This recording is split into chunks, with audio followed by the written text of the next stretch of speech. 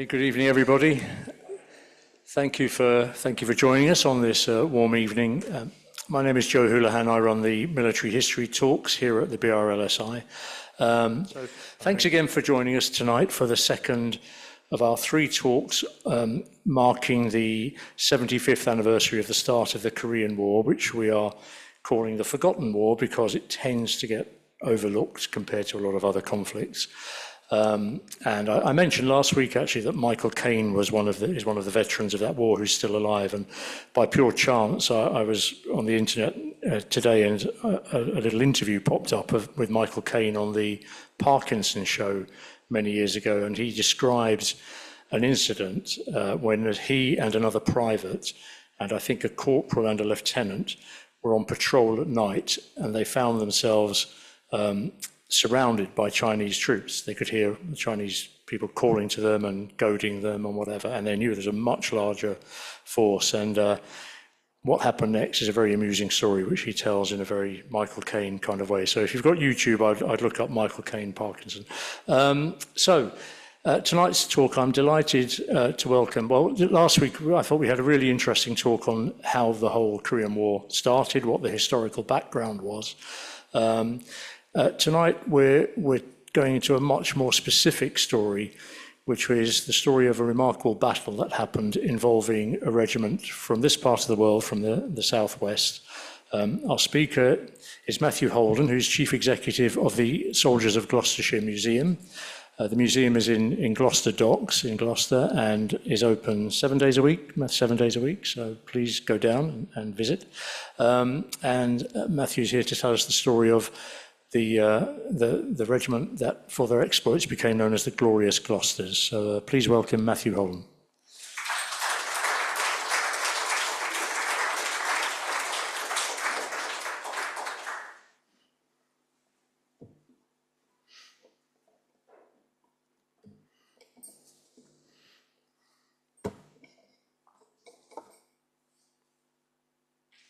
Okay, so, well, firstly, thank you for having me there. It's a huge honour to be talking at such a prestigious institution. I lived in Bath for a few years when I was a bit younger, so I know how much it means to be speaking here.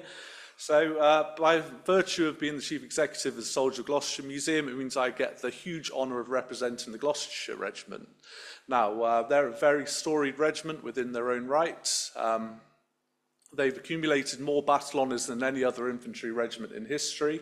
So they fought all the way through the 7 Years' War, Boer War, First, Second World War, and then right up until 94 when they were controversially amalgamated after 300 years. And then another one of those famous battles was, of course, fought in Korea, which we're going to look at today. So if you look at the history of the regiment, they become very well known for always either fighting on the flanks or fighting in the rear. So quite often when people are falling back, it's the Gloucesters who stand in the line and kind of hold the line whilst everyone else falls back, and it's quite a similar situation here. So, on the 3rd of November 1950, elements of the 29th Infantry Brigade begin to arrive in Korea. They arrive at Busan on the southeastern tip. I'm going to mention the 29th Infantry Brigade quite a lot because that's what the Gloucesters were part of. But a huge criticism people have of the regiment and the museum is that we pretend that we were the only people in Korea. But actually, you know, the Gloucesters bend over backwards to try and make sure people realise that there were a lot more fighting than in just the Gloucesters themselves. It's actually, I'll get towards this at the end, but it's actually kind of the American press that have perpetuated that myth. So elements of the 29th Infantry Brigade include obviously the Gloucestershire Regiment, then you've got the Northumberland Fusiliers, the Ulster Rifles, and then you've got all the other elements that kind of make up this battle group. So you've got 170 battery mortars, so Royal Artillery, you've got, and then your kind of supplies, your medical, all that sort of thing. So 6 days after the first elements arrive, men of the 1st Battalion, the Gloucestershire Regiment, begin to arrive. Now, if you have a look at the photo up there, I always think it's quite an interesting point that they arrived on the ship called His Majesty's troop ship, the Windrush. The Windrush would obviously go on to play a very prominent part in this nation's history.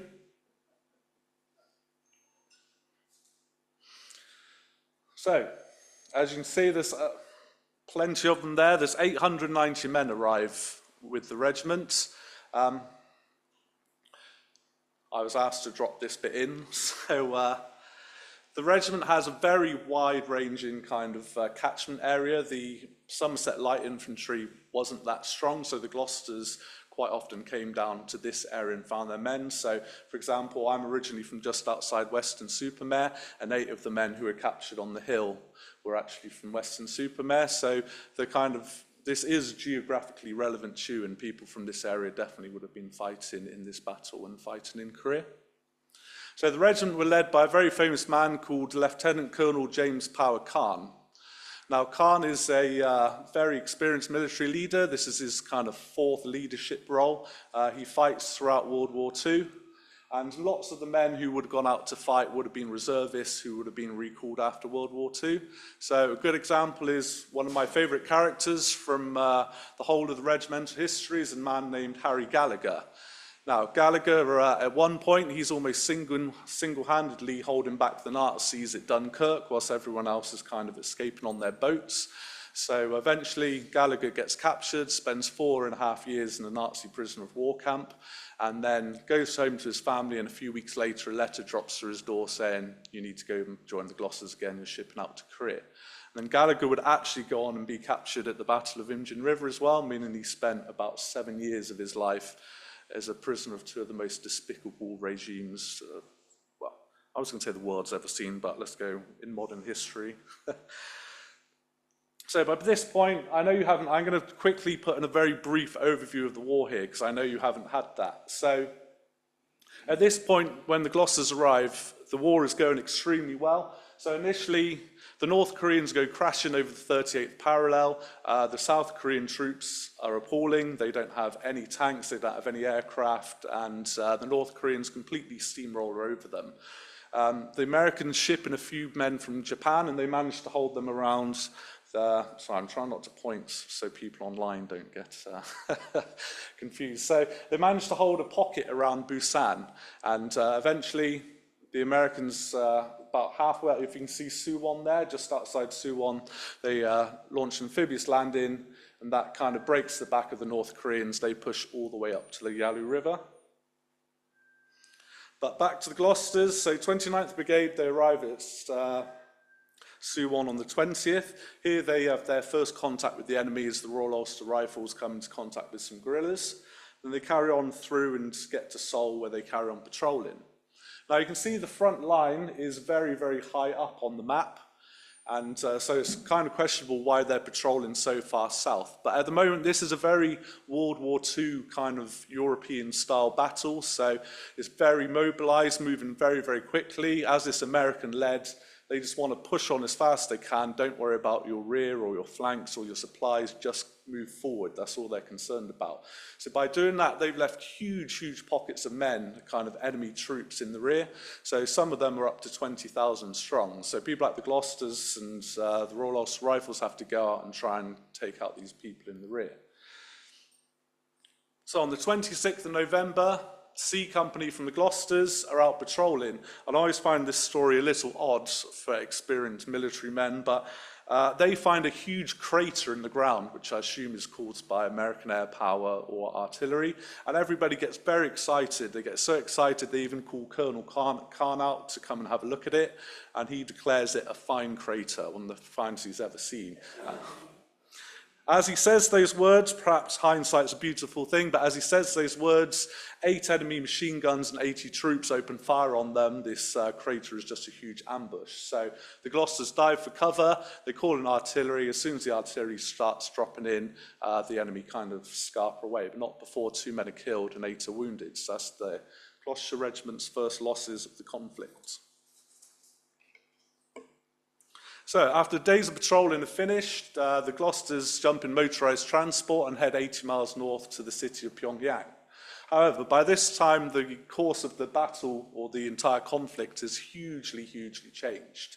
So I would say it never does well. It's never the right thing to speak well of the enemy. But to be fair, the Chinese are absolutely superb at cover and concealment. You know, they're very good at hiding their movements. So At one point, they secrete 300,000 men across the Yalu River and kind of come up behind the UN line, which you can see marked at the top of the map there, and nobody knows that's happened. So as soon as they launch their attack, the entire UN line just crumbles and a huge retreat down the peninsula begins.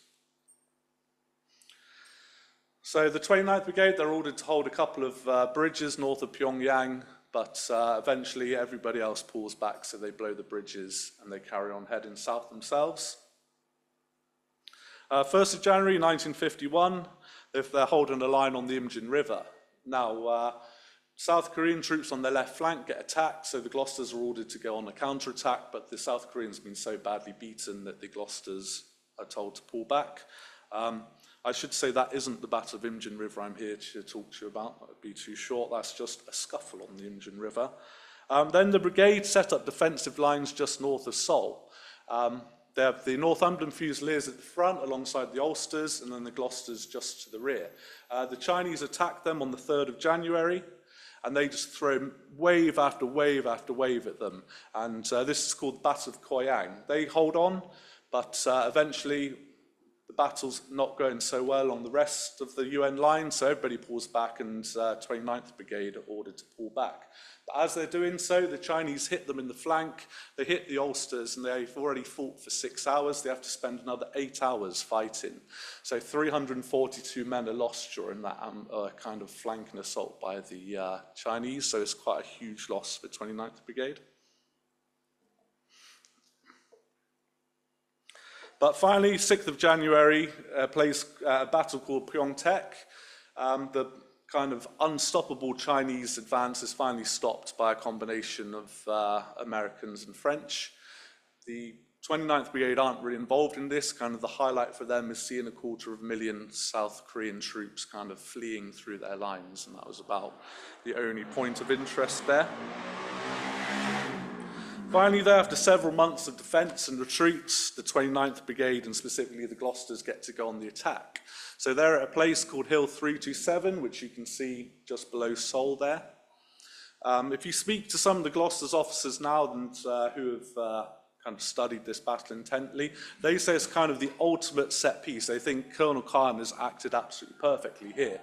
So he sends 2 of his companies up the eastern side of the hill. Just going to use this opportunity for a water break.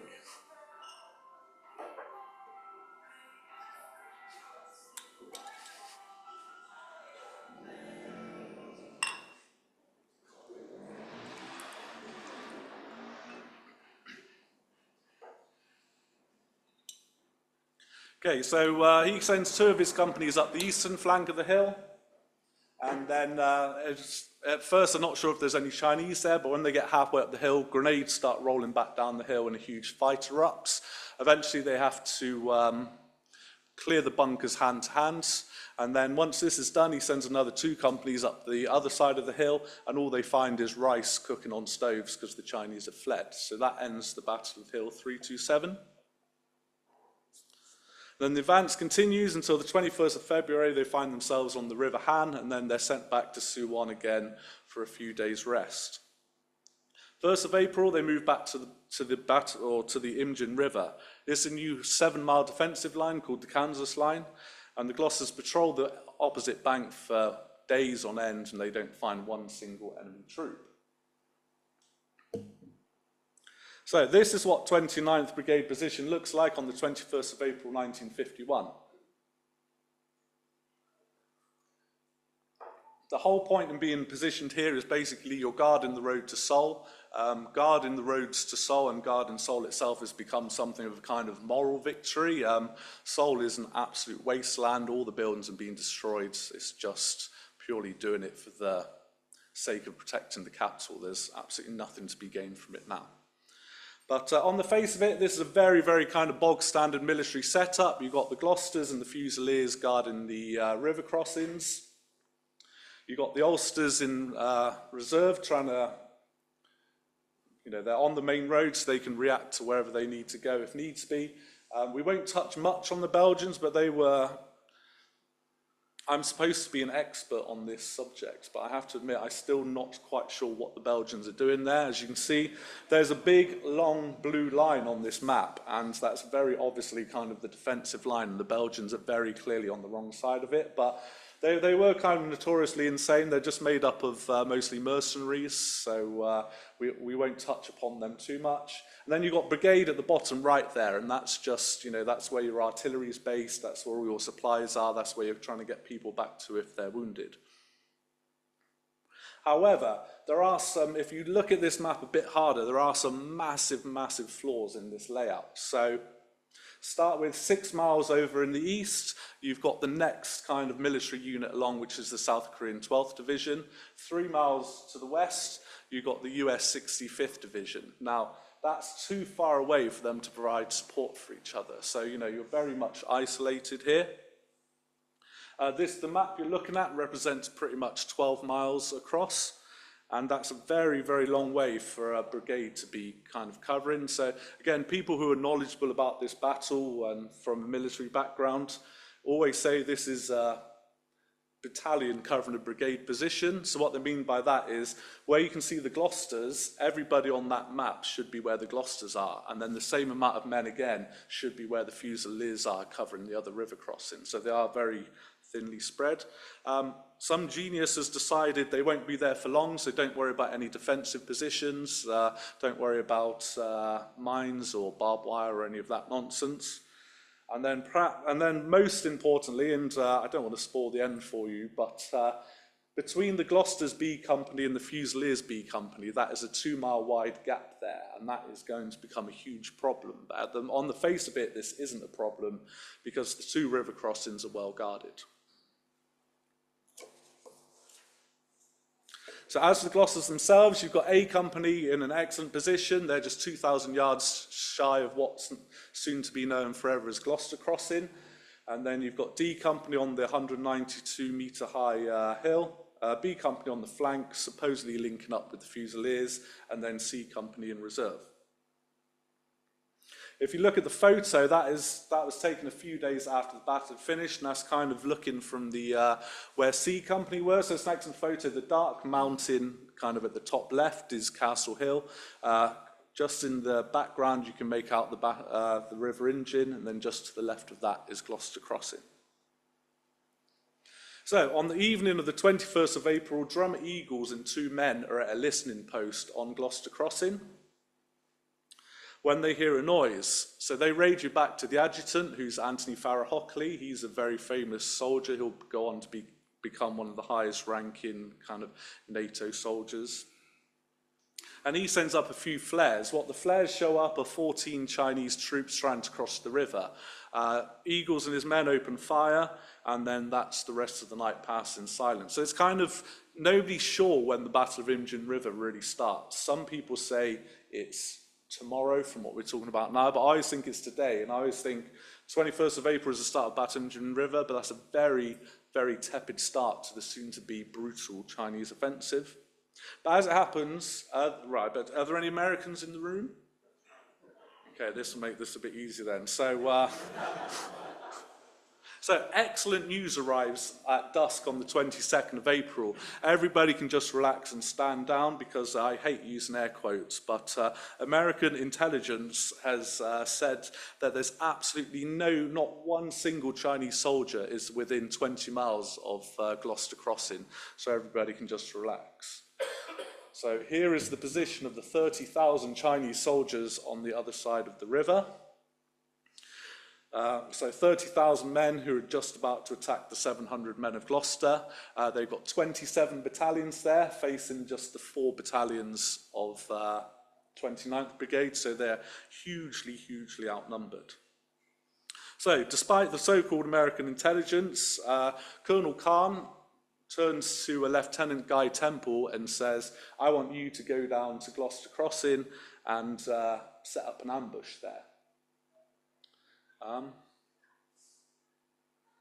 Unfortunately, that little black bar is covering exactly where the Gloucesters were set up for their ambush point, so you'll have to use your imaginations there. But so that photo is, I've actually stood there, and that's still exactly what it looks like to this very day. Rather frighteningly, I always think if you can see the little crosses in the river, that's actually the axles of Chinese artillery. So you can use your imagination as to what's happened to the rest of the artillery. But so, Guy Temple is told to go down to Gloucester Crossing, and Guy Temple's a very interesting character, so I never know quite how to describe this, but his mum was like a white witch kind of palm reader type. So she has a gift, and Guy Temple has also inherited this gift. You may not believe this kind of thing. I don't believe this kind of thing. But to be fair, Guy Temple gets his 14 men together and says, I've got a feeling something bad's going to happen tonight. So drop all your kit, drop all your gear, just take ammunition with you. So they end up taking 2 or 3 times more ammunition than they should have. They get down to the ambush point, which is just behind that black bar there. And Guy Temple goes to sleep. He says to his second in command, wake me up at 10 o'clock in the evening. So at 9:59, Temple wakes up, bolt right up, turns to his men and says, what's that noise? And they all say to him, what noise? And so he radios back to the artillery, gets them to send up a few flares, and when it lights up that area, you can't see the water. It's absolutely packed with hundreds and hundreds of Chinese moving across the river in close order. So the Gloucesters open fire. Now again, Temple tells a horrible story, which is, as I said, the artillery will send up flares. Guy Temple will tell the artillery where to land their shells. But by the time the shells land, the flares have gone out, so it's all dark. So by the time the next flare goes up, the artillery would have landed, and there wouldn't be a single, from going from having hundreds of people in that picture, there'd be absolutely nobody visible at all, because the artillery is just absolutely blowing the Chinese to pieces, and then they're all getting swept downriver. So again, they might be the enemy, but these are people with families and children and wives and things. So, always a very, very unpleasant time. But as happens eventually, even though you remember that Guy Temple told them to take 2 or 3 times more ammunition than they need to, they do eventually run out of ammunition, and so they need to fall back. So after Gloucester Crossing falls, A Company comes under attack, but that's absolutely fine. That's what they're there for. They're supposed to be holding the river crossing. They continue to do that. But suddenly, B Company come under attack. Now, as I say, that shouldn't be happening. B Company are way away from the river, and the 2 river crossings are still being covered by the Gloucesters, and the Fusiliers haven't moved their positions. Now, throughout history, you get these kind of odd geographical areas. The geography kind of pushes major battles into one area. So Wellington referred to Belgium as the dance floor of Europe. The North Greece, the Hot Gates, the Thermopylae, kind of Battle of 300. There's huge battles always fought there between the East and the West. And in the Far East, this is one of those places. The Mongols have fought here, the Chinese have fought here, the Japanese, the Koreans. They know this area extremely well from their own history. And what they know, which the UN troops don't know, is that exactly in that 2-mile gap between the Gloucesters and the Fusiliers, there's a secret underwater land bridge which you can move hundreds and hundreds of men across at a moment's notice. So, without being dramatic, I could just end this lecture now, because you don't come in the military world, you don't come back from a position like this. Napoleon always very famously said, numbers alone confer no advantage, and they're massively outnumbered, but theoretically they've got a good defensive position. But now that their forces have been split in half, there really is very, very little chance of them ever coming back from this. So just as an example, I was speaking to somebody in the MOD the other day, and the army have war-gamed this over 200 times from this point, and every single time the Gloucesters end up getting captured and the UN forces get beaten. So even with the knowledge of hindsight, nobody is able to complete this from here. So that's what we're up against now. But so the battle continues. A Company are relentlessly attacked throughout the night, but they have several well-positioned machine guns on the summit of the hill and on the flanks of the hill. But eventually, overwhelming numbers do tell, and the Chinese manage to capture a bunker just in front of the Gloucester's position. Now, the photo up there, you will see Lieutenant Curtis on the left and Waters on the right. So I think it's quite an interesting photo, because when this is taken, they're both 2 kind of innocuous men just two more kind of grunts in the British Army. Within 72 hours of this photo being taken, Curtis would have been awarded the Victoria Cross and Walters would have been awarded the George Cross. So two of the highest honours that this nation can award. So the Chinese have taken the bunker at the top of the A Company position. And Major Angier, who's in charge of A Company, he turns to Curtis and he says, I want you to take that bunker. So with a few hand-picked men, Curtis goes run up the hill and he's immediately mown down by a machine gun. His men pull him into cover and start calling for a medic. But suddenly Curtis jumps up and starts trying to run back towards the bunker. His men are trying to hold him back. He fights off his men, grabs 2 grenades and runs at the bunker. Just at the moment, within milliseconds of being killed, machine gun completely cuts him in half. He managed to unleash a hand grenade. It goes through the slit of the Chinese bunker and the Gloucesters are able to retake that position. And for that, he is awarded the Victoria Cross. I think this is probably one of the most kind of harrowing personal stories I've read in like the Gloucesters' history. So if you've ever read stories about Victoria Cross winners, there's a real fine line between kind of extreme heroism and almost being suicidal. So what nobody knew at the time, and we found out a few months later, the day that Curtis shipped out to Korea, his wife and child died in labour. So whether he had any intention of ever coming back from the Korean War, I think you need to make your minds up. So Major Angier, he's in charge of A Company, as I said. The battle rages for a few more hours, then they start to run out of ammunition, and so he decides the men have to pull back. The exact moment he makes that decision, he gets killed. Now, you won't find this story in any other kind of accounts because regimental histories are always written by the officers, and the officers are very, very keen to kind of maintain the dignity of the regiment. But after Angier is killed, I know from speaking to some of the soldiers who were there, the men completely go to pieces and there's an absolute panic. But luckily, there is a gentleman who I've already mentioned on top of the hill called Harry Gallagher. Now, just another quick Harry Gallagher anecdote just to add to the myth. So a few hours before this is occurring, a few stretcher bearers are walking past his position, and he says to them, can you just put some ammunition on your stretchers and take it back down to the bottom of the hill? And in a far less polite manner than I'm going to relay it to you, they say, no, that's not my job. There's lots of people witnessing this, so Gallagher has to act. So he very politely says to the stretcher bearers, could you mind just joining me behind this bush for a second, please? So they go behind the bush. 20 seconds later, both stretcher bearers reappear with bleeding noses. They put the ammunition on the stretchers, and off they go. And that's the kind of man Harry Gallagher was. So he stands up and says, right, I'm in charge. Everybody do exactly as I tell you and follow me. He takes them down a sheer cliff, across a valley, and they manage to get back to rejoin up with the rest of the Gloucesters. So it's now very, very obvious that the Gloucesters are going to be cut off. So you have to ask yourselves, why aren't they just pulling back?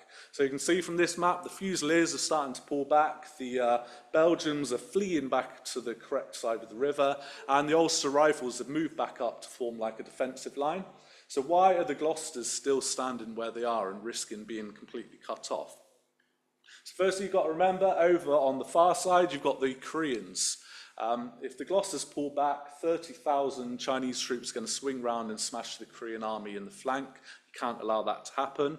If the Gloucesters pull back, you expose the Fusiliers. You can't allow that to happen. And you also need to keep an eye on the Belgians who are pulling back. However, the loss of Castle Hill does mean that Khan needs to reorganise his forces. So he does tighten them slightly, but as I said, this is both kind of strategically and tactically a sound move. The only worrying thing that occurs at this point is that HQ radios through and says there'll be no more air cover for the rest of the battle. On the morning of the 23rd of April, hostilities greatly decrease. The Chinese and North Koreans are absolutely petrified of American air cover. They don't know that it's just been cancelled, so they will not fight during the day. They will only fight at night. So this gives the Gloucesters their last opportunity to remove their wounded and bring in supplies, but by dusk the next evening, they are completely surrounded and cut off, and they need to be considered so for the rest of the battle. Just a point of interest, the previous evening, the Gloucesters had been facing the Chinese 187th Division. They were 9,000 men strong against the 700 men of Gloucester. But by the next evening, they've been completely pulled out from the line because they've suffered so many casualties and they won't ever appear on the front line again. But by 10 o'clock, it's dark again, so the Chinese begin their attack. So they concentrate, as you can see from the map, B and C Company have kind of created a forward line, so the main attack falls on them. And this continues throughout the night. Now, for those that don't know, the Americans and the Brits do not speak the same language. So it's at this point that Brigadier Brodie, who's in charge of everybody that you can see on that map, he receives a phone call from a very, very high-ranking American general called Seoul. And Seoul says, how's things going over there? And Brodie says, to be honest, things are getting a bit sticky. And Seoul says, fantastic, keep up the good work. So that's a very kind of famous communication error in military history, and you know, for all the English gents out there, you know things are a bit sticky means we're up the creek without a paddle, send help. But unfortunately, that opportunity for the UN still had the opportunity to come in and relieve the Gloucesters at this point. Because of that one odd communication error, that opportunity is lost. So B Company bear the brunt of the attacks during the night, and they quickly get isolated. By this point, it's very easy for the Chinese to penetrate between where B and C Company are. So the photo up there, you've got the famous Colonel Khan nearest the screen, and then you've got Ed Harding, who's stood on the far side. Ed Harding is in control of B Company, and Khan radios him and says, you've been cut off, you need to get your men back to the Gloucester's position. So there's about 140 of them, and they have to go down a steep hill, go across a valley and back up another hill to get to the Gloucester's position. And the rest of the Gloucesters can only watch on in horror as they're absolutely mown down by Chinese machine guns. So of the 140 odd that were up on the hill, only 20 of them make it back to Gloucester's lines.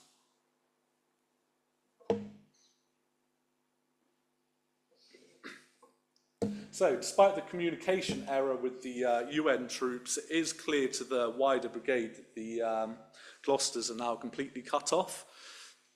So the man who's second in command of the Gloucesters is a man named Digby Grist, and he's become cut off at brigade. So he's down at the bottom right of the map. So he starts to organise a kind of relief column. So there's some 8th Hussars there, there's some very brave Filipinos and light tanks. This kind of merry band sets off and tries to relieve the Gloucesters. But unfortunately you don't even need to have an understanding of military knowledge. So that photo, that is one of the actual tanks which went to try and relieve the Gloucesters. But a tank is a very, very powerful, very important weapon in warfare, but only in the certain terrain. So the terrain you can see there, hilly, huge ravines, valleys, that is not classic tank country. The roads they're going down, it's not the M5, it's, they're goat tracks. So it's very soon the first tank gets knocked out, blocks the rest of the tank, the Filipinos get completely ambushed, and that is the last attempt to try and save the Gloucesters.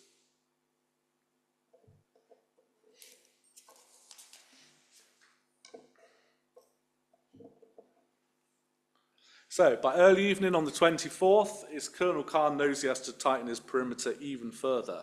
So this is where the remaining few heroes of the regiment dig in. Predictably again, the Chinese attack starts at 10 o'clock and they throw their overwhelming numbers at the Gloucesters. At dawn on the 25th, the attack continues, but again, if you're lucky enough to speak to any of the few surviving veterans, the one thing which drives them absolutely insane throughout this battle is the constant sound of trumpets, because that's how the Chinese communicate on the battlefield. So, with all the fighting and, horrible death around them, the thing which really seems to wind them up is the screeching of the Chinese trumpet. So they've had enough of it by this point. So the adjutant, Farrah Hockley, turns to Drum Major Buss and says, get out there with your bugle. So that's a kind of artistic impression of this famous scene. So Drum Major Buss stands up with his bugle, exposing himself to great danger, and he plays every single bugle call that he can, except for retreat, obviously. And it's one of those weird things which you get in military history, just, the entire battlefield just falls silent. They stop fighting, they all just stand and watch this bizarre scene. So the Gloucesters probably watching in awe. The Chinese are confused by what the hell's going on. But just for a few moments, they all just stand and watch this scene happen. It must have been an amazing kind of cinematographic moment. But eventually they start shooting at him and he has to jump back down into his bunker. But little moments like that can do a huge, huge amount to kind of build their resolve for what's clearly about to be the final battle. So, unusually, dawn arrives and the Chinese do not go into hiding. They haven't seen any American planes for days now. They're no longer in fear of being attacked, and they know the Gloucesters are at breaking point. A company, for example, who we originally saw trying to guard Gloucester Crossing, they only have one officer and 20 men left. At 6:30, word comes through for the Gloucesters to retreat, which I'm not sure how, but ammunition by this point is running ridiculously low. So I had the great honour of getting to know a gentleman called Tommy Clough, who was one of the mortar operators. He sadly died in October, but he said by this point they're filling empty baked bean cans full of stones and just throwing them down the hill at the Chinese, just trying to do anything they can to disable the enemy. But the situation becomes desperate. But then suddenly, 8:30, they hear a sound in the air. The American air power is back. They drop an unbelievable carpet of napalm and rockets right across the whole area. And Khan realizes this is his moment for the men to get out. So, kind of very Hollywood scene. You always see everybody saying when they're in difficulty, every man for himself. That never actually happens in the military because that's just a ridiculous order to be given. That's like a real panicked order. But this is one of those times where somebody actually says every man for himself. So the Gloucesters break into small individual groups and try to break out. But basically after 60 hours, that is the end of the Battle of Imjin River. Captain Mike Harvey, he leads a group of 104 men and tries to break out. He's another interesting character. I was going to say odd character, interesting character. He spent the last few years stationed in Japan. He's become a kind of world-leading expert at judo. One of the tenements of judo is that you use an attacker's strength against you. So whilst everyone else goes south and tries to link up with the brigade, Mike Harvey leads his men north straight into the Chinese, and he manages to go all across the Imjin River, flanks around, and manages to meet up with some American troops. The Americans are getting a bit of a hard time off me today, but when these 104 men eventually reach American lines, the Americans open fire on them and begin blowing them to pieces with their tanks. Mike Harvey tells a really horrible story where he's kind of trapped in the middle and he can hear the American tanks shooting his own men at the front, and he can hear the Chinese catching up and macheting his men from behind. So luckily there's a Mosquito pilot, which is kind of an old wooden aircraft, and he sees what's going on and he starts dive bombing the American tanks, and they think this is such an oddity, something strange must be happening here. So eventually the Americans stop firing, but only 46 men of the 104 who were in that band make it back, unfortunately. And these were the only 46 men out of all the men who fought at this battle who were able to make it back. 522 men would go into captivity, and another 59 would find their final resting place on Gloucester Hill. The Chinese suffered around 10,000 casualties in this battle, so, huge, huge numbers of men lost. This is a very, very famous picture in regimental history. It's kind of called the final roll call. So if you think it said 890 men originally landed in Korea, this is all that's left.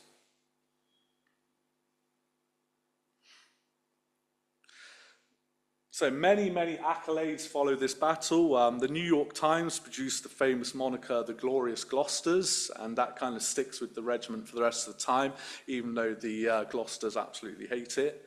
A US Presidential Citation. This is the only infantry regiment which is given a citation. Citation is like a little blue label that you get to wear on your arm. Victoria Cross for Colonel Khan, and I must say, he is picked out for special treatment from the Chinese. He's absolutely horrendously tortured, he's kept in isolation, and he sadly is not the same man. And I guess the question is, was this all a waste? You know, a lot of men had died, a lot of men had gone into captivity. But as I said at the beginning, the whole point of this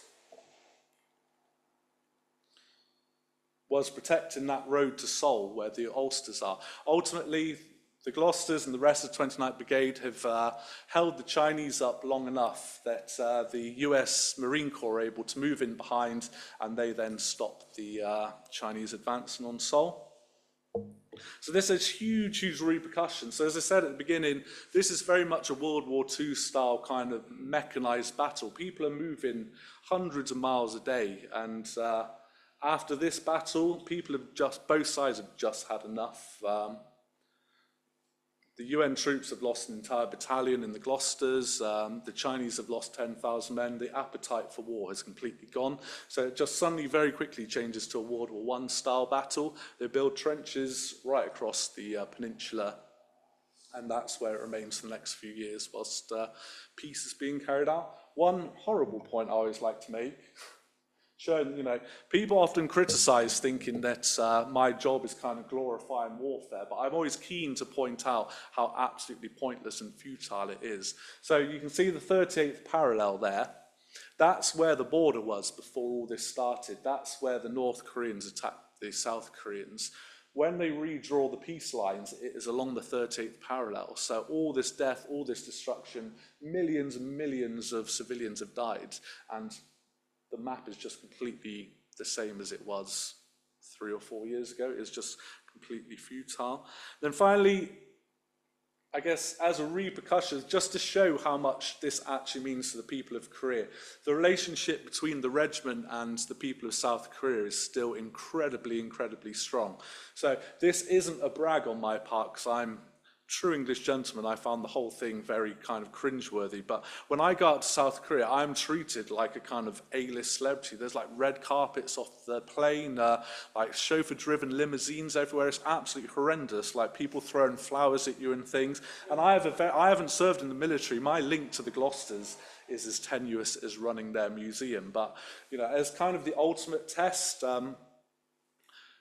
just because I was jet lagged and a lot of Korean business is done through alcohol, I was in a kind of karaoke club at 4 a.m, and I was in the smoking area. So I thought the ultimate test for this theory, there's a couple of 20-year-olds sat in the smoking area. So I said to them, "What do you know about this?" And they could tell me about the Glosters, they could tell me about the Battle of Imjin River, they knew who Colonel Khan was. And you know, not to cast disparity on, you know, our great nation, but you know, how many of our 20, 21-year-olds would know anything about this, or kind of any of the heroic deeds that any of the armed forces have committed. So yeah, that's how much it means to the people, and that is probably the kind of endearing legacy from this whole thing. They truly, truly believe that the Battle of Imjin River was kind of the seminal moment in their independence. And yeah, thank you very much.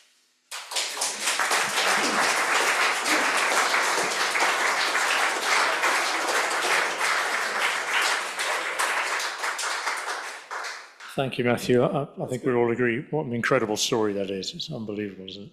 And the bravery of those men involved.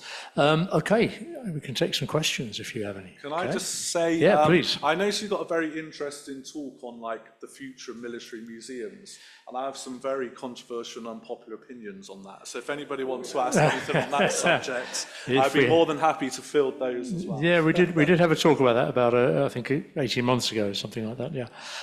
Okay, so questions.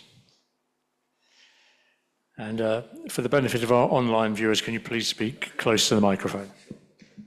Thank you very much. That was absolutely fascinating. Just going back to the beginning of the Korean War, what was the morale like among the common British Tommy? They just finished World War II, and now here they were being shipped out to the far side of the world to fight yet another battle, another war. And as an ancillary, was there any consideration given to using nuclear weapons at all? Thank you. So to deal with the first part of the question about the morale of the good old British Tommy, I guess, you know, I'm not from the military, so before I got involved in this world, I was always naively thought people were fighting for king and country, but actually you're just fighting for the person next to you, and sometimes for the glory of your regiment. So as long as that remains, I think, they do say in the army, if people aren't moaning, that's when you've got to start worrying. So there was plenty of moaning, and so I think it was fairly good. It was just, we're very detached from that era. That was the kind of end of the empire era. So going abroad to foreign lands and fighting battles is not a kind of alien concept to these people, especially those who've just gone through World War II and then, can remember World War I as well. And then regarding your nuclear question, yes, very much so. General MacArthur very, very famously wanted to nuke the Chinese, and they were actually going to, but actually only a couple of kind of communication errors prevented that happening. And then by the time these communication errors had occurred, they realized it was a terrible idea. And so MacArthur was removed, and somebody a bit more level-headed was brought into the fray. Okay. Any questions? There was one that was we have on the online chat before I came up here, which was the Chinese military tactic simply to overwhelm with force of numbers? And we have this cliched idea of them charging in, just throwing bodies into the meat grinder, as it were. Was that their principal tactic? I guess it is slightly unfair to say yes, but yes, I think it is kind of that communist mindset which is left over from World War II, where they just throw men. The Russians were throwing men into the front line with even without weapons, and it is kind of a communist point of view where it's just a numbers game. So they've got overwhelming numbers here. So yeah, but on the flip side, as I said, the movement of 300,000 men across the Yalu River is one of the greatest military maneuvers in kind of modern military history. So it's slightly unfair to just say that's all they did. But, they did have some clever people, and, as I've mentioned a couple of times, their cover and concealment was absolutely superb. But ultimately, yes, the meat grinder is the tactic. Okay, any more questions? Yep, to come to you first, and then. Sure, thank you.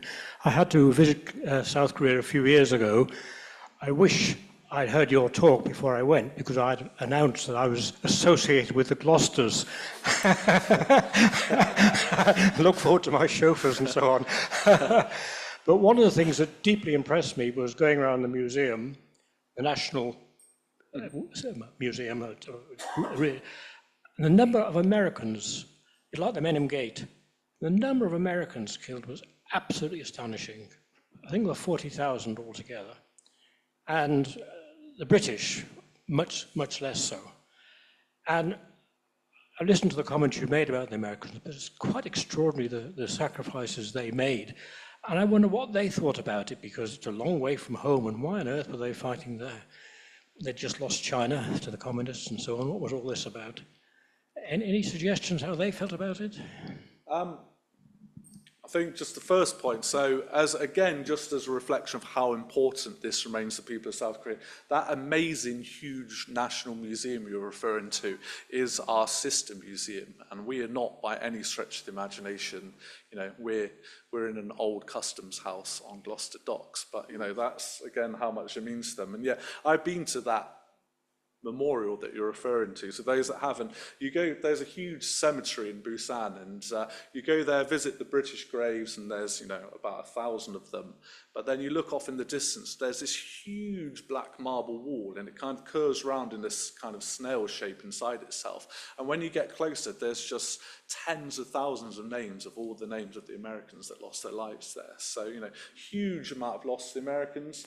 But I wouldn't like to speak on behalf of our American cousins, but I'd be very surprised if it was any different to what I said about the British, really. I think ultimately you're fighting for the person next to you. But I did go to an interesting lecture from somebody the other day, and they said the American Marine Corps is kind of the modern day Roman legions. They would just throw them in, kind of what we were talking about a moment ago, that meat grinder effect. So huge, huge losses in amongst the Marine Corps. But as I said, we were at the end of our journey of global domination, whereas the Americans were kind of just beginning theirs. So the mindset is a very, very different one. Thank you for the wonderful talk. This is a very nitpicking spelling point, but what happened to the letter U in Gloucesters? So that is how we spell it. That is how people from Gloucestershire spell Gloucesters. Yes. So that is the proper improper spelling of Gloucesters. Yes. Actually, just following off, there's a question I've got, Matthew, which is, I've kind of been thinking that the Glorious Gloucesters nickname was a result of this battle, but I suddenly realised during your talk, I don't know, were they already the Glorious Gloucesters before that because of previous exploits, or is it related to this battle? No, so I forget his name, but it was a New York Times columnist who coined the phrase Glorious Gloucesters, and it has stuck with them ever since. Because of this Imjin River. Specifically because of this, that was kind of the title of the New York Times the day after this battle, and I don't really understand, but the Gloucesters absolutely hate it. Yeah. You speak to the men, they just think it's a bit cringeworthy. Yeah. I mean, your question about the number of American losses, it's interesting, if there were 40,000 plus, I mean, in Vietnam, in about 8 to 9 years, they lost 60,000, a bit slightly under 60,000, and that was seen as a national tragedy. As we all know, it was incredibly traumatic, whereas in the early 1950s, perhaps because it was so close to the losses of the Second World War, it was just taken as something that had to happen, but it's an interest. But also culture had changed dramatically between 1950 and the mid-60s and 70s. So. We had conscription, I think, in the UK at that time. Were any of our soldiers conscripts, or were they all volunteers? So this had a huge effect. So basically, they were kind of bringing conscription levels down post-war because the army had to get smaller. But then suddenly after this, it went back up to, they were dropping it from 3 years to 2 years. After this, because of these events, it went back up to 5 years and the numbers almost tripled. So yeah, it did go up dramatically. So the glorious losses were conscripts? So no, it was a good mix. I say it was about a third. I think we're supposed to call them national servicemen because conscription is what happens kind of during the war. But so it was a good mix. It was about a third veterans, kind of regulars, then about a third national servicemen, then a third of people who had been recalled from the reserve, like Harry Gallagher. But that's a good mix. That's kind of what you want, really. Harry Gallagher, he seems like a real character, to put it mildly. Can you tell us some more about him? You can read my book, which is about to be published.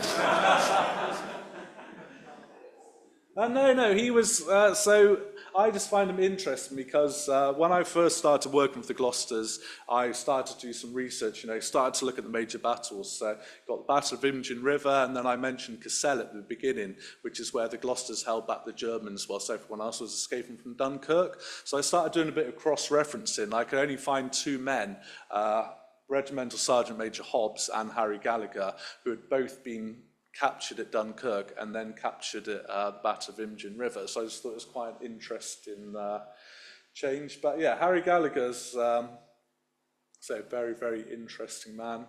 I think he was kind of detached from Cassel, so he went to a train line called Zutphen, but at one point everybody else is hiding in a house and he's just running up and down this train embankment, just literally holding back the entire German blitzkrieg on his own. So he's, he's a good contrast to Colonel Khan. Colonel Khan was your kind of people's man.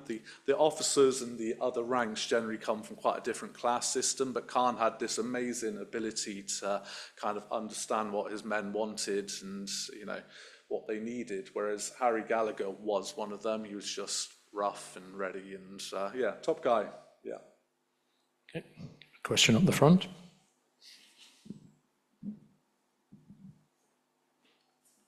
Thank you. Thank you for the talk, Matthew. To reinforce a couple of your points, the three of us here on the front row had a very good friend until recently, Private Alec Labaz of one of the companies, the Gloucesters. He was there.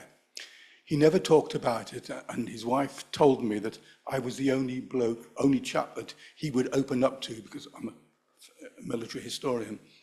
Alec was there at the battle, and he said exactly what you said. He fought for his two mates either side. There were three of them, three 18-year-old national servicemen called up. Alex said he had never heard of Korea until he went there. When the Chinese attacked in one of the advances, his two colleagues were killed, both shots to the head. Alec fought, and he withdrew when ordered to, and he was picked up by a Filipino armored personnel carrier. So some Filipinos did make it back, and he said they were very brave. They went in to extract his company, I can't remember which company it was, of the Glosters. Alec never talked about it for the rest of his life. He died, we attended his funeral, and I don't know whether you've come across the name Private Alec Labaz, but tremendous guy. Yeah, just yes, thank you for backing up my points. But I think no one's asked the number one question, which is why is it called the Forgotten War?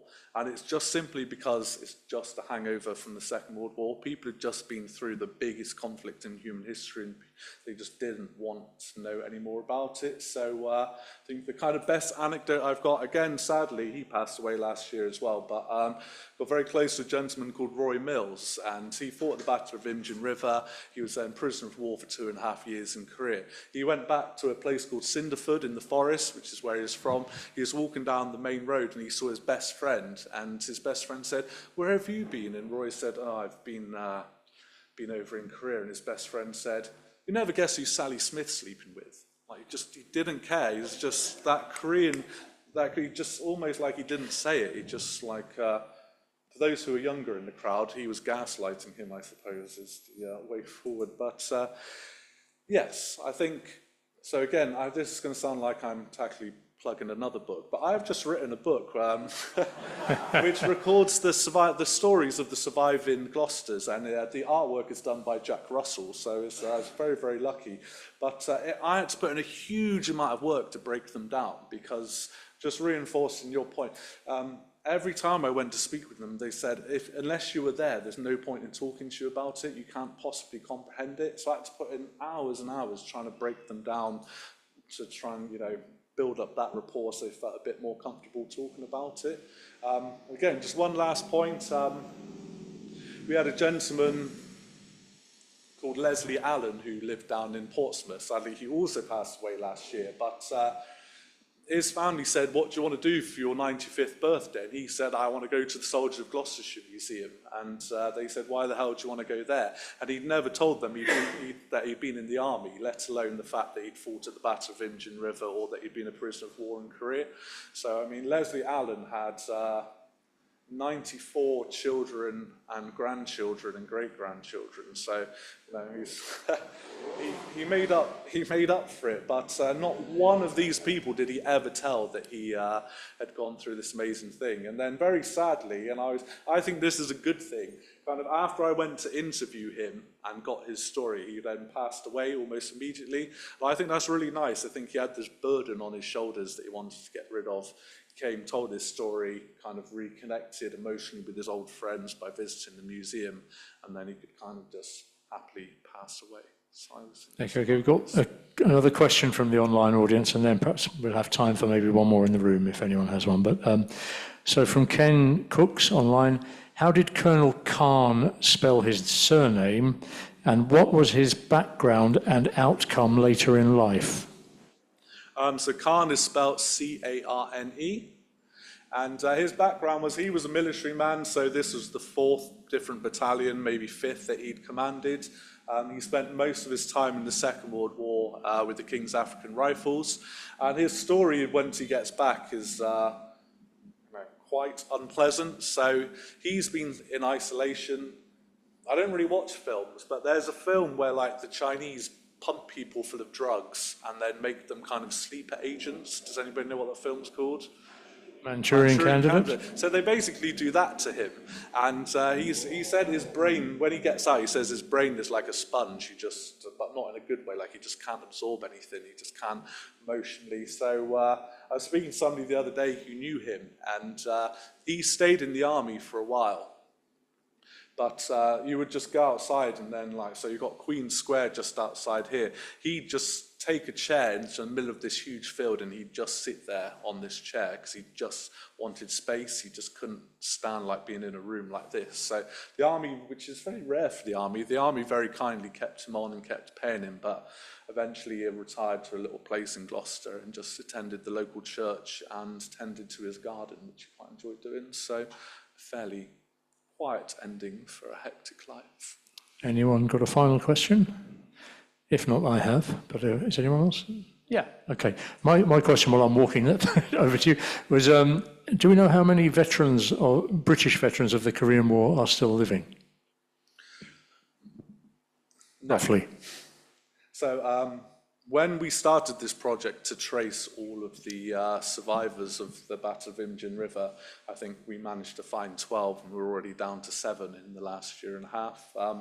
It's too difficult because you've got huge amounts of reservists coming through. So the Glosters, you had to rebuild the entire battalion. You've got the Navy and things. So it's if you fought during the Korean War, you've got to be in your 90s now, basically. So those numbers are dwindling every day, sadly. Great, thank you for the talk. What was the fighting actually like? Was it like, in my imagination, it's like Zulu, like thousands of people, waves upon waves. Was it like that? How did the fighting itself play out? I was thinking about this. I specifically try not to use that example, but yeah, that is exactly what it was like. Yeah, but instead of fighting, I just said I don't watch films, but I have actually obviously seen that film. Instead of being in the compound, they're just on top of a mountain instead, which makes it far harder for the Chinese to get up these. I think the photo I showed you, that does not do it justice by any stretch of the imagination. Those are really, really steep, precipitous, rocky hills. So that's what they're having to get up. But yeah, it was just like, I think you used the word meat grinder earlier, and it was just like that, just wave upon wave upon wave. I said 30,000 men against 700 is, hugely, hugely outnumbered. So the Chinese could afford just to keep sending men in over and over again. But I mean, the Chinese, they did have a few decent weapons, like a lot of them had a gun called a PPSH, which is like a kind of, almost like a communist Tommy gun, if you will. So they did have some decent weapons. So, if they didn't have like spears and cowhide shields, but yeah. Before we finish, I will just say little plug for next week's talk, which is the final in our 3-talk series about the Korean War.